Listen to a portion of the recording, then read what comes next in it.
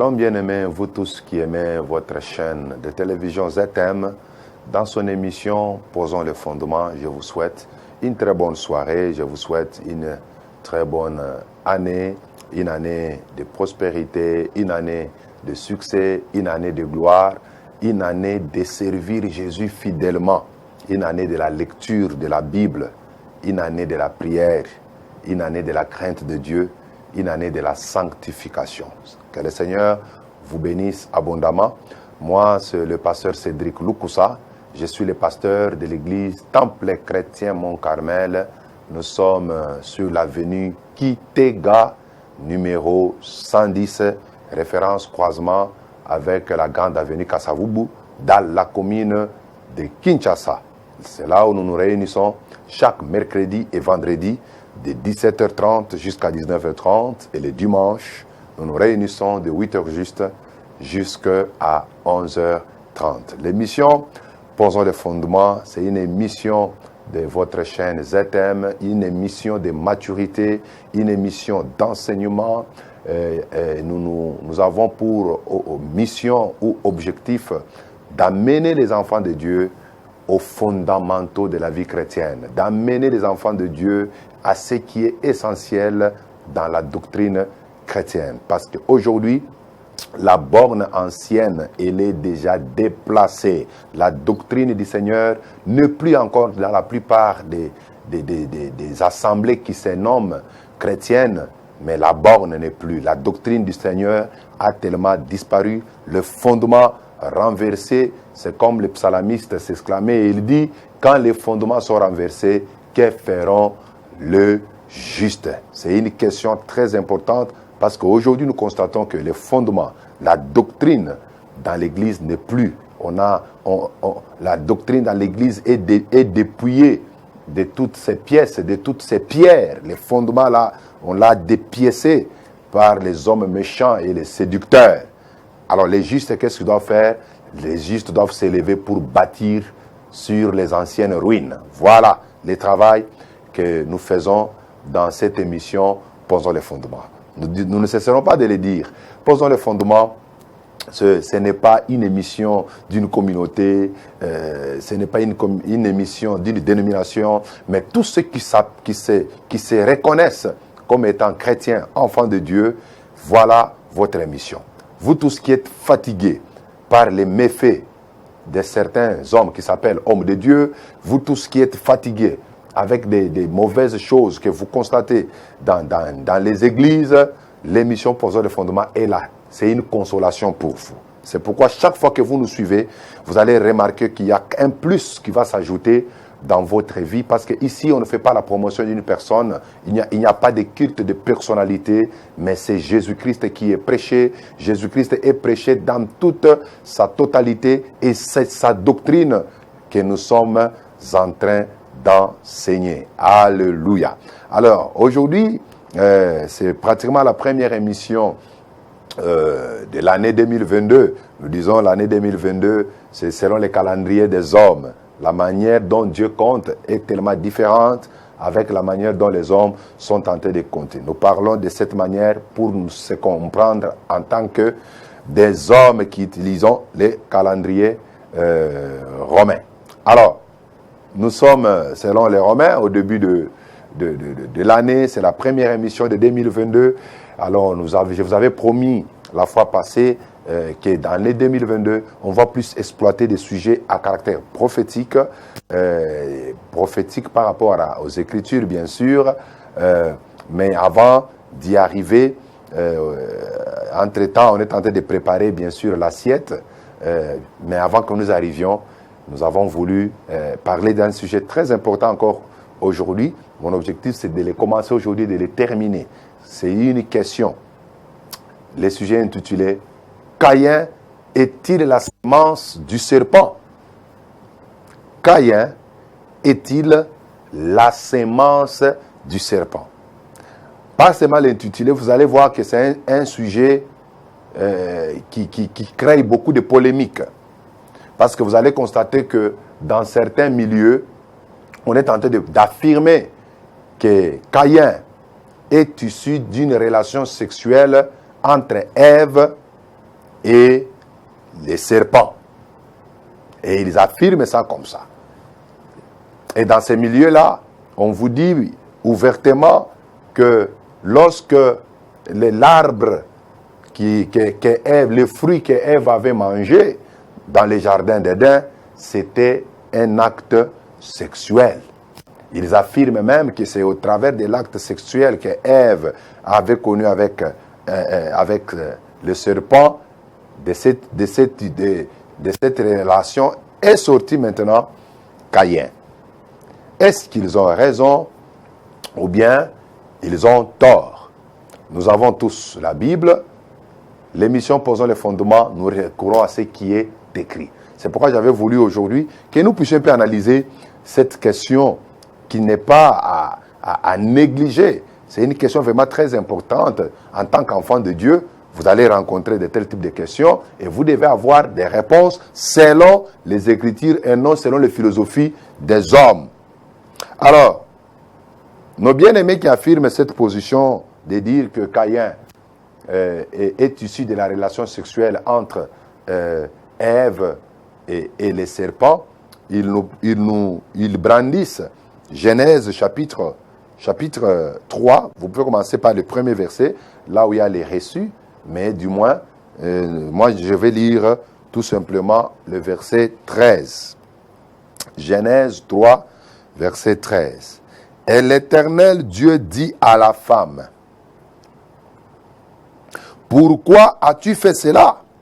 La femme répondit, le serpent m'a séduite et j'en ai mangé. Soulignez un peu, le serpent m'a séduite. Alléluia. Quand Adam et Ève ont désobéi au commandement du Seigneur, le serpent est venu dire à Ève, Dieu vous a-t-il dit de ne pas manger tous les arbres du jardin? Ève dit non. Dieu nous a dit de manger tous les arbres du jardin, excepté le fruit de l'arbre qui est au milieu du jardin. Alors le serpent dit, oh non, Dieu sait que lorsque vous allez manger ce fruit, vous serez des dieux, vos yeux s'ouvriront, vous serez comme lui. C'est pourquoi il vous a interdit. Le serpent a convaincu Ève. Ève a mangé le fruit et après Ève a donné aussi le même fruit à Adam qui était auprès d'elle et Adam aussi en a mangé. Et tout d'un coup, leurs yeux se sont ouverts et ils se sont retrouvés nus. Ils sont allés se fabriquer les feuilles de figues et pour protéger leur nudité. Dieu vient, il commence maintenant à attaquer personnage après personnage. Il arrive, c'est Adam, il dit, Adam, pourquoi tu fais cela? Adam dit, oh Seigneur, c'est la femme que tu m'as donnée. Dieu attaque la femme, il dit, pourquoi tu fais cela? La femme dit aussi, c'est le serpent qui m'a séduite et j'en ai mangé. Seulement, au travers de cette phrase, c'est le serpent qui m'a séduite, toute une doctrine est née pour dire que Ève avait commis un acte sexuel avec le serpent. Et au travers de cet acte, Caïn est sorti. Vous voyez un peu cela? C'est pourquoi nous allons nous analyser cela. Et ils ajoutent encore 1 Jean, chapitre 3, le verset 12, qui dit qu'il ne faut pas ressembler à Caïn qui était du malin. Caïn qui était du malin et qui tua son frère Abel. Alors ils disent que voilà, que même l'apôtre Jean n'a pas reconnu Caïn comme étant le fils d'Adam, mais l'apôtre Jean a reconnu Caïn comme étant le fils du diable. Donc Caïn n'est pas le fils d'Adam. C'est comme ça qu'ils sont tentés d'embrouiller les peuples de Dieu avec ces écritures. D'autres partent même plus loin pour dire que dans la généalogie, en Genèse chapitre 5, le premier verset, on n'a pas cité Caïn dans la généalogie d'Adam. Le verset premier nous dit, voici les livres de la postérité d'Adam. Lorsque Dieu créa l'homme, il le fit à la ressemblance de Dieu. il créa l'homme et la femme. Il les bénit et il les appela du nom d'homme lorsqu'ils furent créés. Adam, âgé de 130 ans, engendra un fils à sa ressemblance et son nom son image, et lui donna les noms des Seth. Les jours d'Adam, après la naissance des Seth, furent de 800 ans. Et il engendra des fils et des filles. Et tous les jours d'Adam vécus furent de 930 ans, puis il mourut. Alors ils disent, voilà, que Caïn, même dans la généalogie, on n'a pas repris le nom de Caïn. Parce que Caïn n'était pas d'Adam. Maintenant, nous sommes posons le fondement que disent les Écritures. Alléluia. Revenons d'abord à l'explication du premier texte de Genèse 3, la fameuse phrase d'Ève qui dit que c'est le serpent qui m'a séduite. Il est très important que nous comprenions les Français. Ici, je n'entre pas d'abord dans les explications, dans des révélations. Non, je suis d'abord au niveau seulement du français. Le verbe séduire veut dire quoi? Vous voyez? Alors, quand vous prenez votre dictionnaire, vous allez voir que le verbe séduire veut dire tout simplement égarer, abuser, induire en erreur ou corrompre. Séduire veut dire égarer, abuser, induire en erreur ou corrompre. Voilà les mots qui expliquent les verbes séduire.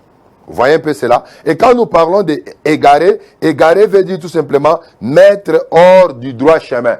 C'est-à-dire, on enlève quelqu'un du droit chemin, on l'introduit, on le met dans un autre chemin qui n'est pas le vrai. C'est ce qu'on appelle égarer. Quand on parle d'abuser, abuser veut dire tout simplement tromper.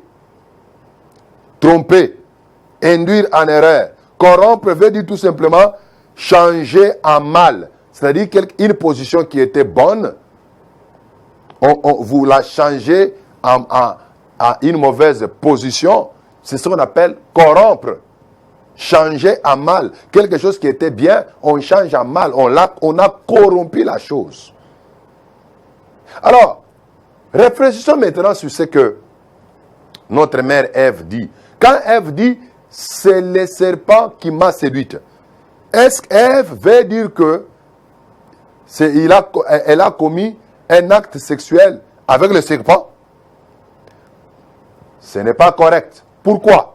Parce que vous allez voir que, d'abord, dans la règle de la reproduction, en Genèse chapitre 1, Dieu dit chaque espèce devait se reproduire selon son espèce. Chaque semence, plutôt, devrait se reproduire selon son espèce. Jamais vous ne trouverez un lion qui engendre une chèvre. Jamais. Jamais.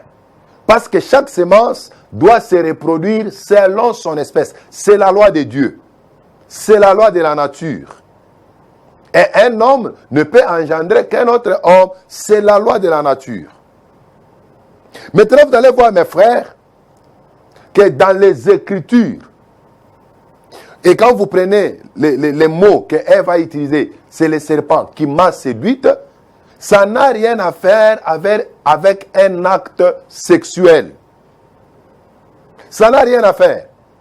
Mais on peut remplacer le verbe là séduire par abuser, par tromper, par induire en erreur, par corrompre. Ça va très bien marcher. Regardez par exemple. Quand Ève dit, c'est le serpent qui m'a séduit. Donc on peut dire, c'est le serpent qui m'a égaré. Ça marche. Comment? Parce que le serpent a trouvé la loi, le commandement que Dieu avait donné à Ève et à Adam. Ils avaient tous une même ligne de conduite. Ils étaient dans les droits chemins par rapport au commandement et à la loi que Dieu leur avait donné. Mais lorsque le serpent vient, il les égare. Il les met hors du droit chemin. Parce qu'il les a dit, Dieu, vous n'allez pas mourir. Dieu avait dit, dès que vous allez toucher au fruit de l'arbre de la connaissance du bien et du mal, vous allez mourir. Mais le serpent vient de dire, vous n'allez pas mourir. Dieu sait que si vous mangez, vos yeux souffriront, vous serez comme lui. Vous voyez, il les a mis hors du droit chemin. Le serpent les a induits en erreur. Ah, le serpent a induit Ève en erreur. Comment? Satan avait dit que lorsque vous allez manger, vos yeux s'ouvriront, vous allez connaître les biens et les mal, et vous serez comme des dieux. Regardons maintenant. Lorsque Adam et Ève ont mangé le fruit, est-ce qu'ils sont devenus des dieux? Non. D'ailleurs, ils ont perdu la gloire qu'ils avaient auparavant. Bien sûr que les yeux se sont ouverts, ils ont eu la conscience, la connaissance du bien et du mal, mais nous avons vu après cela, l'homme n'a jamais fait le bien. L'homme n'a jamais fait le bien. Il a quitté la dispensation de l'innocence pour entrer dans la dispensation de la conscience. Mais le cœur de l'homme, dans la dispensation de la conscience, était attaché toujours au mal. Genèse 6 en est l'exemple. Dieu a même regretté pourquoi il avait créé l'homme. Et il dit parce que le cœur de l'homme est attaché toujours au péché. Alléluia. Donc, quand Ève dit c'est le serpent qui m'a séduite, cela ne veut pas dire que Ève a connu un acte sexuel avec le serpent, mais plutôt Ève veut dire, a voulu tout simplement dire c'est le serpent qui m'a induit en erreur, c'est le serpent qui m'a égaré, c'est le serpent qui m'a abusé, c'est le serpent qui m'a corrompu, c'est le serpent qui m'a trompé. Alléluia. Donc, c'est vraiment très important et très capital, mes frères, à ce niveau-là. Quand vous prenez maintenant Jean, chapitre 3, le verset 12, 1 Jean plutôt, 1 Jean, chapitre 3, le verset 12. Alléluia. L'Écriture dit, et n'est pas ressemblé à Caïn, qui était du malin, et qui tua son frère. Et pourquoi le tua-t-il? Parce que ses œuvres étaient mauvaises et que celles de son frère étaient justes. Vous voyez ici, on dit que Caïn était du malin. Mais retournons un peu au verset 11 pour capter l'idée. Car ce qui vous a été annoncé, ce que vous avez entendu dès le commencement, c'est que nous devons nous aimer les uns les autres. Vous voyez d'abord? Donc, l'objectif d'abord de cette portion d'écriture, c'est pousser l'homme à aimer son prochain. Alors, on nous donne l'exemple de Caïn ici, comme l'exemple d'une haine manifestée. Caïn est l'exemple de la haine.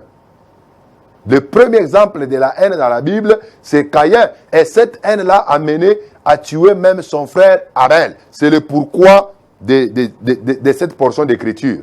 Jean n'écrivait pas ça pour nous montrer que Caïn était le fils biologique du serpent. Non. Ce n'est pas ça l'objectif. Vous comprenez un peu cela? Ce n'est pas ça l'objectif. Je vais retourner sur cette écriture avant que nous terminions notre émission d'aujourd'hui. Donc, pour ceux qui nous suivent déjà, la Bible n'a pas parlé que Caïn était le fils biologique du serpent. Non, la Bible n'a pas dit ça, à moins que vous utilisez d'autres livres en dehors de la Bible. Si vous êtes amoureux de la parole, si vous êtes respectueux de la Bible, vous n'avez aucune écriture qui peut vous accompagner ou qui peut affirmer cette mauvaise déclaration-là. Alors, il y a des choses qu'il faut vraiment retenir. Mais avant d'y arriver, je vous donne un conseil. Les conseils, je les tire de 2 Timothée, chapitre 3, le verset 16. 2 Timothée, chapitre 3, le verset 16. Écoutez ce que l'apôtre Paul dit à son fils Timothée. Il dit, Timothée, mon fils, toute écriture est inspirée de Dieu et utile pour enseigner, pour convaincre, pour corriger, pour instruire dans la justice. Verset 17. Afin que l'homme de Dieu soit accompli et propre à toute bonne œuvre. Vous comprenez? Toute écriture, la parole de Dieu, que ce soit l'Ancien et le Nouveau Testament, est inspirée de Dieu et utile pour enseigner, pour convaincre, pour instruire dans la justice et aussi pour corriger. Donc, si on veut corriger une erreur doctrinale, on ne va pas la corriger avec nos philosophies, mais nous la corrigeons avec l'écriture. Vous voyez? Avec l'écriture. Si nous voulons instruire, on ne va pas instruire avec les fables. On ne va pas instruire avec des brochures. On ne va pas instruire avec des livres écrits, je ne sais pas par qui. Mais pour instruire, on doit instruire d'abord avec la parole de Dieu, la Bible. C'est ça. Nous devons instruire avec la Bible, avec l'écriture. Parce que ce qui est écrit dans la Bible, c'est inspiré. Et si nous voulons instruire dans la justice, c'est avec l'écriture. C'est pourquoi cesser les philosophies, des réflexions inutiles, là où il ne faut pas réfléchir. Dans la doctrine, mes frères, on ne peut pas faire sortir des révélations dans la doctrine. La doctrine est tellement claire. Elle ne me demande pas une révélation. La doctrine, c'est expliquer la parole telle qu'elle est écrite. C'est de donner les commandements tels que c'est écrit. Vous voyez? Il y a les gens qui cherchent à faire sortir des révélations dans la doctrine. Non!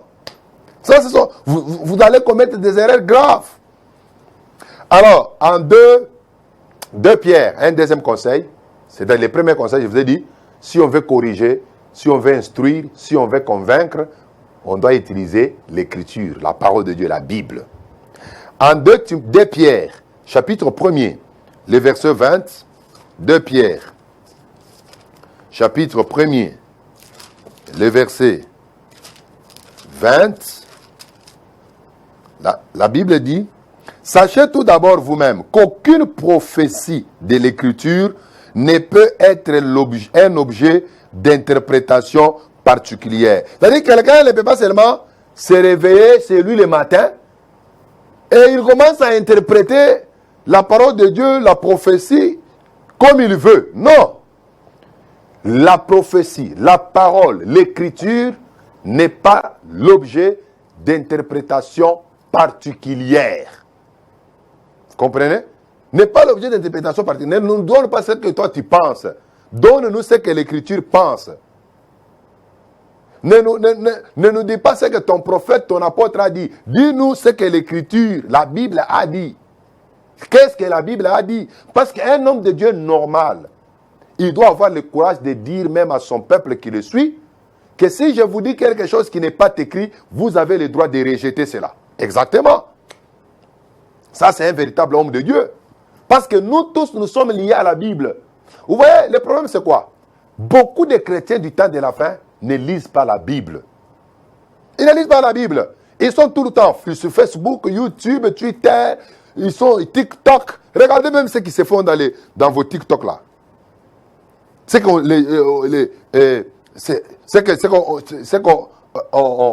projette. Ce qu'on fait comme vidéo. C'est déplorable. C'est déplorable. Vous voyez? Les gens n'ont plus le temps de lire la Bible. Or, en Josué chapitre 1, le verset 8, la Bible dit que ce livre de la loi ne s'éloigne point de ta bouche. Médite-le jour et nuit pour agir fidèlement selon ce qui est écrit. C'est alors que tu réussiras. C'est alors que tu auras du succès dans toutes tes entreprises. Médite-le jour et nuit. Quand les gens ne lisent plus la Bible, ils préfèrent commencer à lire des livres, ils préfèrent commencer à lire des brochures, ils préfèrent commencer à passer le temps dans les futilités. C'est tout à fait normal que Satan les trompe facilement. C'est tout à fait facile que l'ennemi les séduise.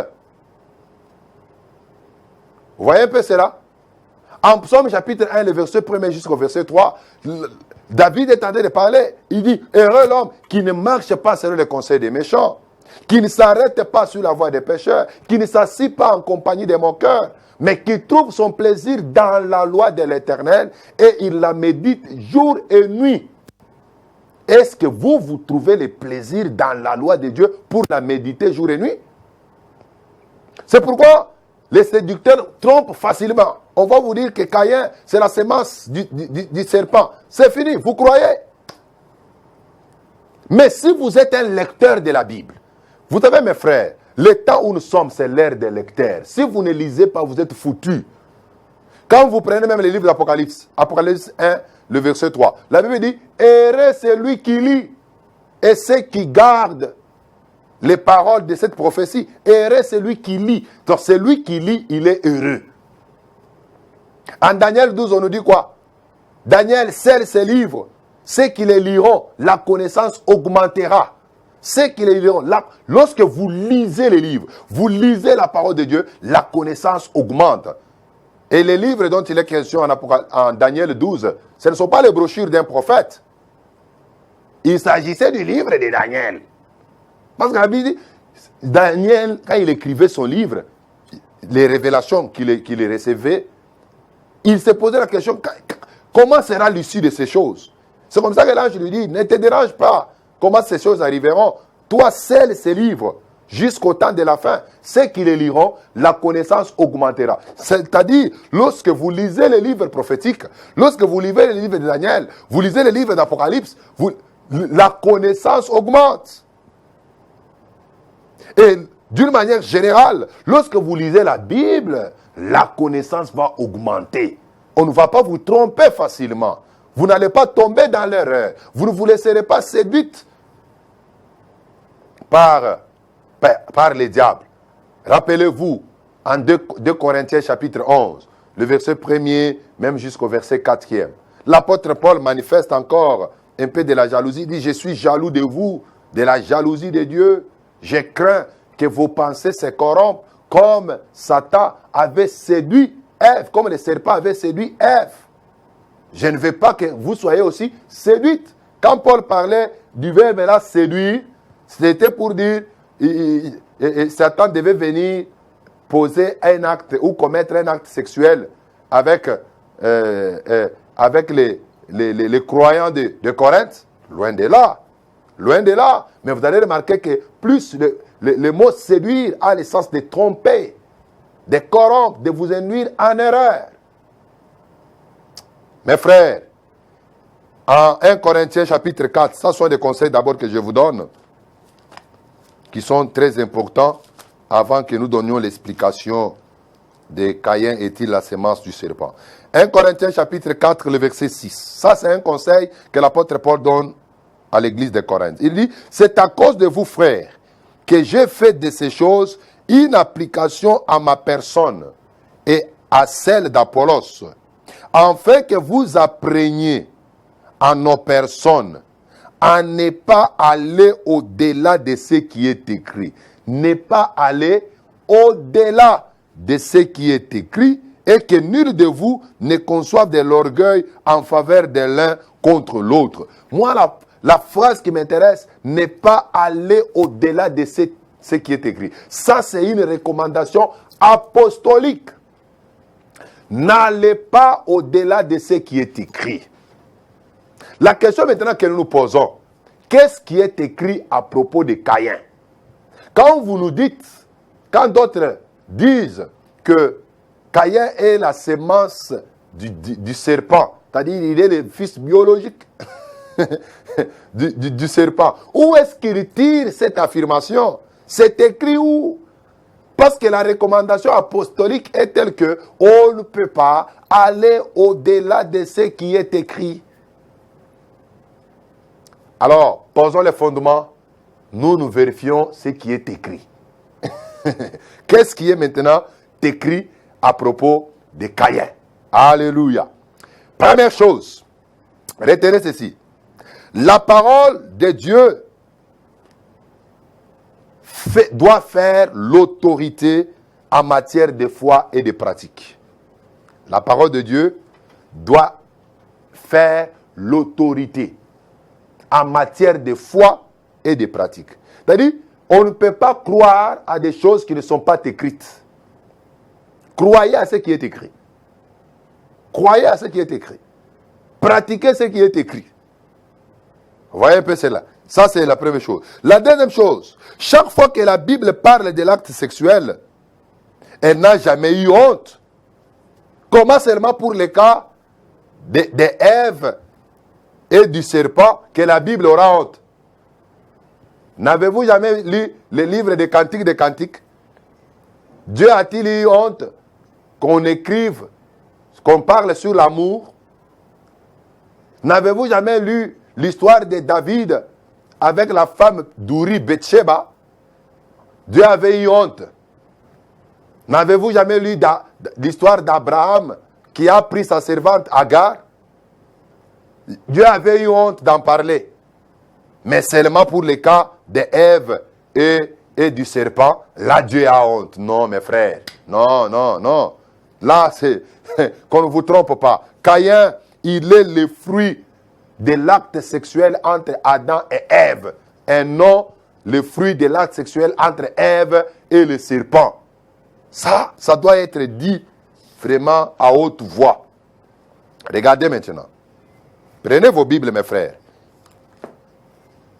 Il ne faut pas aller au-delà de ce qui est écrit. Nous devons nous limiter à ce qui est écrit. Prenons la parole du Seigneur. Genèse, chapitre 4. Je commence par le premier verset. Suivez-moi très bien, s'il vous plaît. Adam connut Ève, sa femme. Elle conçut et enfanta Caïn. Et elle dit, j'ai acquis un homme de par l'Éternel. Est-ce que je peux reprendre cette lecture? Adam connut Ève, sa femme. Elle conçut et enfanta Caïn. Entrons un peu dans la philosophie de ceux qui disent que Ève avait connu un acte sexuel avec les serpents. Quand ils ont fait ça, est-ce qu'on a dit que Ève est tombée enceinte? Non. Non. Mais la Bible dit qu'Adam connut Ève, sa femme. Elle conçut et enfanta. Vous comprenez? C'est du français. Ne cherchez pas une révélation là-bas. C'est du français, mes frères. Adam connut Ève, sa femme, elle conçut et enfanta Caïn. Donc Caïn est venu de la relation entre Adam et Ève. Lorsque Adam a connu sexuellement sa femme Ève, c'est en ce moment-là que Caïn a été enfanté. C'est ça l'écriture. Ne va pas au-delà de ce qui est écrit. Vous voyez?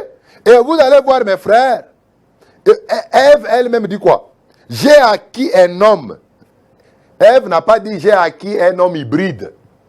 Un homme comme serpent, un homme comme un homme. Ève dit j'ai acquis un homme. Donc Caïn n'était pas serpent, Caïn était un homme. Caïn était un homme. Et puis elle dit, j'ai acquis un homme par l'Éternel, par l'aide de Dieu. Par l'aide de Dieu. Dieu l'a aidé à acquérir un homme. Et il lui a donné... C'est Ève et Adam qui ont donné à cet homme-là le nom de Caïn. Vous voyez un peu cela? Continuons la lecture, mes frères. Vous allez voir d'ailleurs, même au verset 8. Écoutez. La Bible dit que Caïn adressa la parole à son frère Abel. À son frère Abel. Caïn on appelle Abel les frères de Caïn. Est-ce que vous comprenez le mot frère?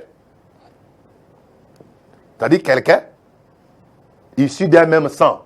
C'est cela qu'on appelle frère. Vous voyez un peu ça?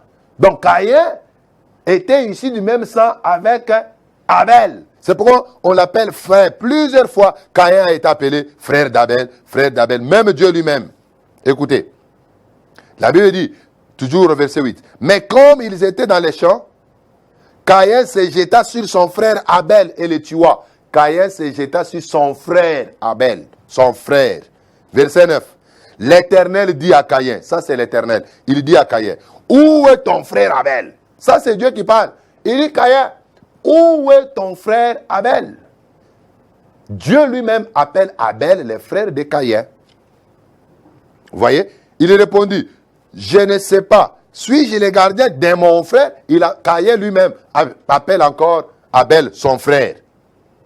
Verset 10. Dieu dit, qu'as-tu fait? La voix du sang de ton frère crie. La voix du sang de ton frère. Mes frères, c'est clair. C'est ce qui est écrit. à Caïn, il est le frère d'Abel, il est le fils d'Adam et d'Ève. C'est ça la parole.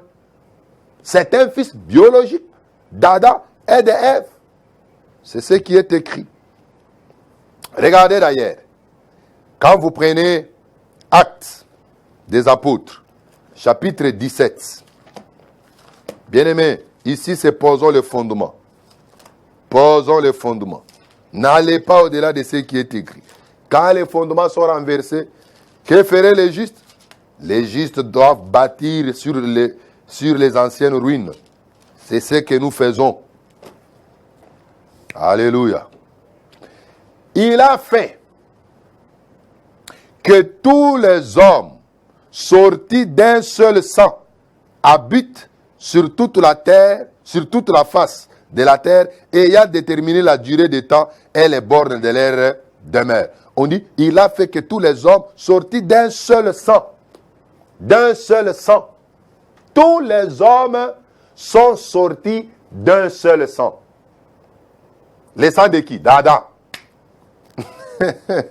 On n'a pas dit, oh, tous les hommes, il y a eu un autre homme qui est sorti avec le sang du serpent. Non, non. L'Écriture dit, tous les hommes sont issus d'un seul sang. Un seul sang.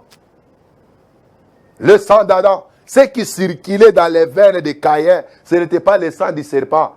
C'était le sang d'Adam. Et Caïn n'avait pas une queue comme le serpent. Non. Caïn avait 2 pieds. Il marchait bien, normal. Il parlait même. Alléluia. Alors, pour ceux qui disent que Caïn n'est pas repris dans la généalogie d'Adam, écoutez. D'ailleurs, si c'est comme ça, ils prennent Genèse 5, verset 1er, tout ça, nous l'avons lu. Vous allez remarquer que là-bas, on n'a même pas cité Abel. On a commencé par 7. Vous voyez? On a commencé par 7. On n'a pas commencé par Abel. Même Abel, on ne l'a pas cité. Donc, comme on n'a pas cité Abel, en Genèse 5, Abel aussi n'est pas l'enfant d'Adam. Non, ce n'est pas parce qu'on n'a pas cité Caïn en Genèse 5 dans la généalogie d'Adam qui n'était pas son fils. Non, loin de là. Et puis, le livre de Genèse n'est pas un livre biographique. C'est-à-dire où on nous trace les origines de tous les êtres humains sur la terre. Non. Non. Le livre de Genèse n'est pas un livre généalogique. Non, ce n'est pas ça l'objectif. Mais dans le livre de Genèse, on est tenté de nous montrer comment Dieu a créé. Comment le monde a été existé par la parole du Seigneur. Comment l'homme a été créé par Dieu. En Genèse 3, on nous montre comment l'homme est entré en conflit avec Dieu. Et en Genèse 4, on nous montre comment l'homme est entré en conflit avec l'homme. Et en Genèse 5, on commence à nous montrer la sainte lignée dans laquelle le Messie sortirait. C'est ce qui fait que dans la généalogie, on ne cite pas tout le monde. On ne cite pas tout le monde. C'est pourquoi d'autres disent, oh Dieu, lorsqu'il a chassé Caïn, Caïn est allé se marier à une femme.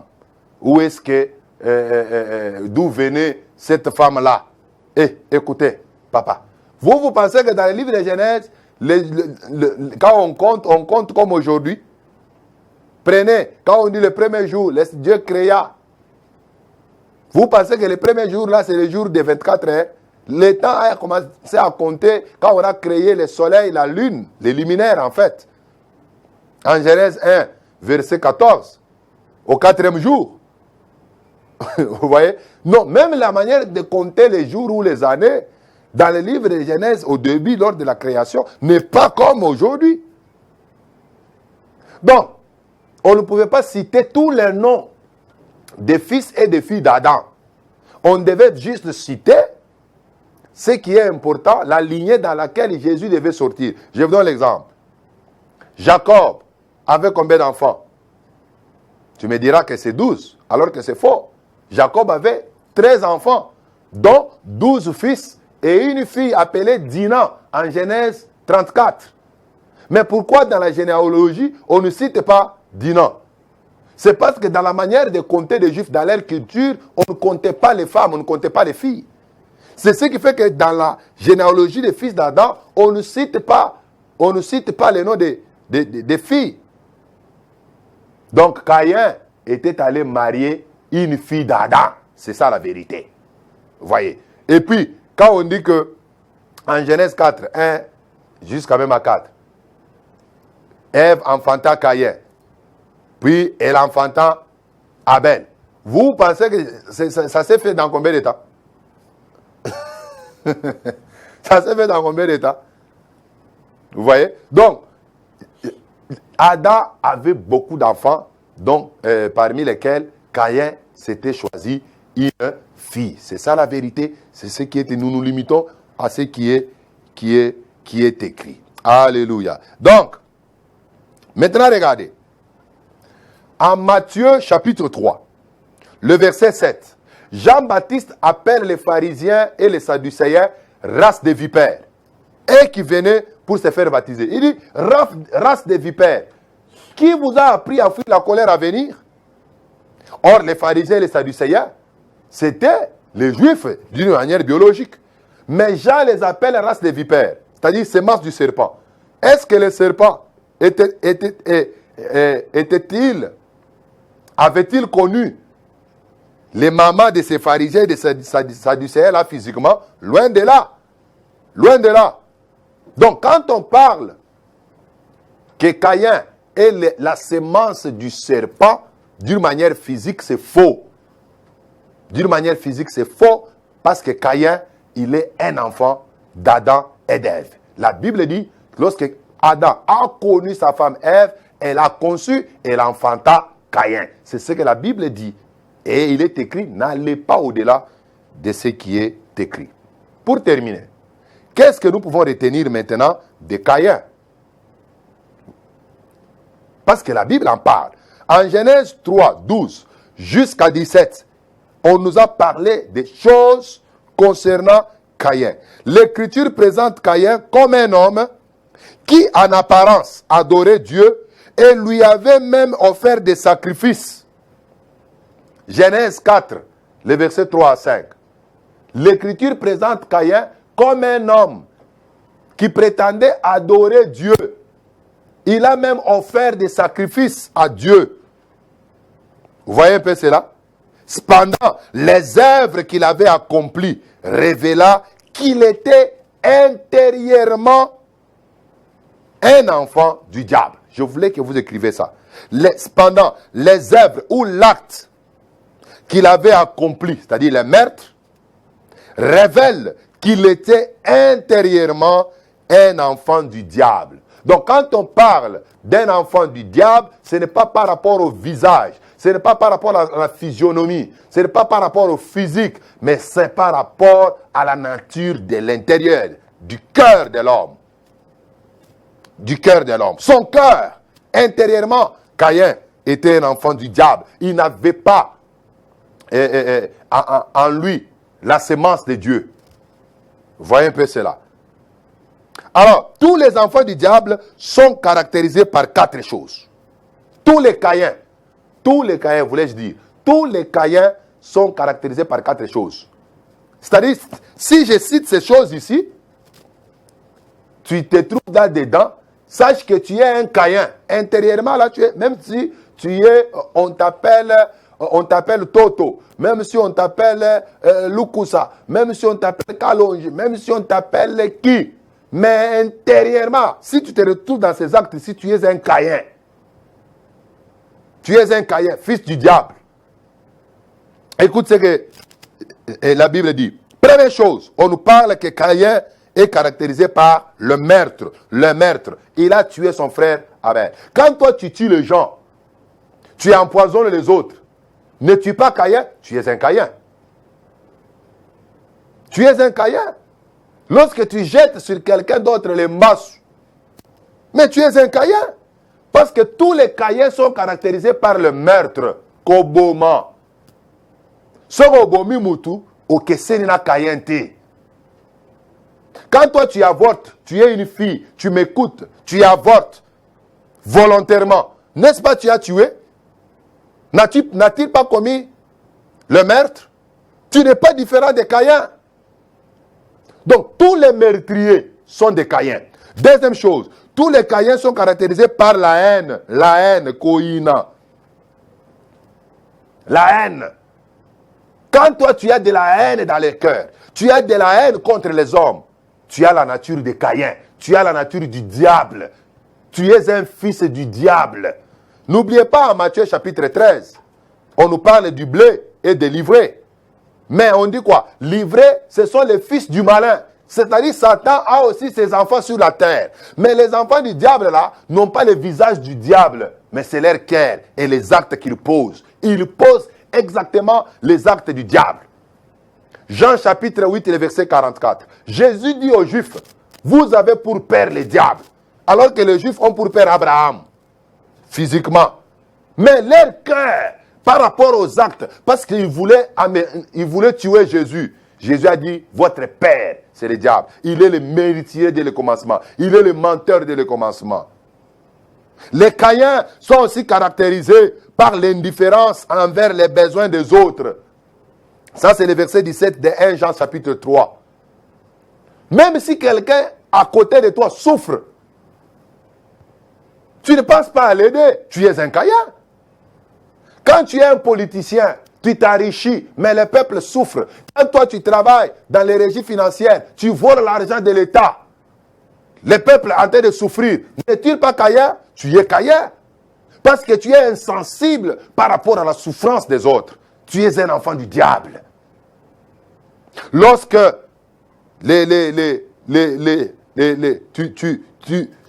quelqu'un souffre, mais toi ça ne te fait absolument rien. C'est ça le caractère des Caïens, enfants du diable. Et quatrièmement, les Caïens sont caractérisés par la jalousie ou l'envie. Ou l'envie. Mes frères, lorsque vous avez ces 4 traits, vous êtes Caïen et vous êtes le fils du diable. Même si on t'appelle physiquement comme ça, fils et fille de. Mais en réalité, ton cœur, ton intérieur, ça montre que vous êtes un Caïen et vous êtes le fils du diable. Pour terminer, mes frères, Caïn n'est pas le fils biologique du diable, mais les œuvres qu'il posait manifestaient que il était, son intérieur, il était le fils du diable. Vous comprenez un peu ça? C'est par rapport à l'intérieur, c'est par rapport à son esprit.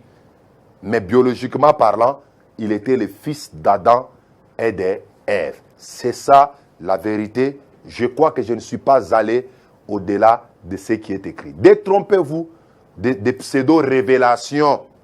Parce qu'on vous dira que vous ne pouvez pas comprendre ces choses. C'est au-delà. Non, ce n'est pas au-delà, papa. C'est la doctrine, c'est écrit, c'est clair. Et nous devons être humbles pour se plier devant les Écritures. Voilà ce qu'on pourra dire aujourd'hui par rapport au sujet « Caïn est-il la sémence du serpent ?» Que le Seigneur vous bénisse. Moi, c'est le pasteur Cédric Lukusa. Je suis le pasteur du Temple chrétien Mont-Carmel. Nous sommes sur l'avenue Kitega, numéro 110, dans la commune de Kinshasa, non loin de la grande avenue Kasavubu. Veuillez nous contacter par les numéros qui sont au bas de vos écrans. C'est un numéro sur WhatsApp. Vous n'avez pas compris? Écrivez. Nous allons encore vous éclairer davantage. Nous avons notre page Facebook et notre chaîne YouTube, Pasteur Cédric Lukusa, officielle. Dès que vous entrez là-bas, bien aimé, vous allez trouver d'autres émissions très intéressantes que nous avons eu déjà à tourner dans cette émission Posons les fondements. À mon nom personnel et au nom de toute l'équipe technique des ZTM, je vous souhaite une très bonne soirée et que le Seigneur vous bénisse abondamment. Vous nous avez suivis en retard. Veuillez nous suivre en rediffusion les samedis à 20h. S'il y a match, il n'y a pas beaucoup regretté. Juste après les matchs, on va vous balancer le mission. Que le Seigneur vous bénisse. Ciao et à la prochaine fois.